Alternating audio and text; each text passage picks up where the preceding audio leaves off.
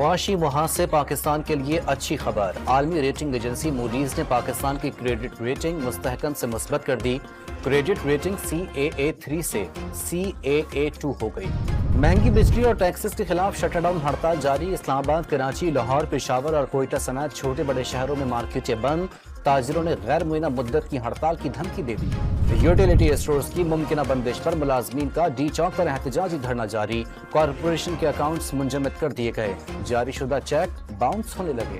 وفاقی وزیر داخلہ سے اقوام متحدہ کے وفد کی ملاقات۔ محسن نقوی نے وفد کو پاکستان میں کالعدم TTP کی دہشت گردی کے ثبوت پیش کر دیے۔ پاکستان میں انٹرنیٹ کی رفتار 2 سب میرین کیبلز کی خرابی کے باعث سست ہوئی۔ مسئلہ اکتوبر تک ٹھیک ہونے کا امکان ہے، PTA نے بیان جاری کر دیا۔ کراچی میں گزشتہ رات سے کہیں تیز اور کہیں ہلکی بارش کا سلسلہ جاری۔ ناردرن بائی پاس کے قریب مکان کی چھت گرنے سے بزرگ میاں بیوی چل بسے، بیٹی زخمی۔ ملتان میں 17 کسی کے علاقے میں بارش کے دوران مکان کی خستہ حال چھت گر گئی، ملبے تلے دب کر ایک شخص جان سے گیا، 2 افراد زخمی۔ رحیم یار خان میں احمد پور لمہ روڈ پر تیز رفتار ٹریکٹر ٹرالی نے رکشے کو کچل ڈالا، ڈرائیور اور 2 طالبہ موقع پر ہی دم توڑ گئیں۔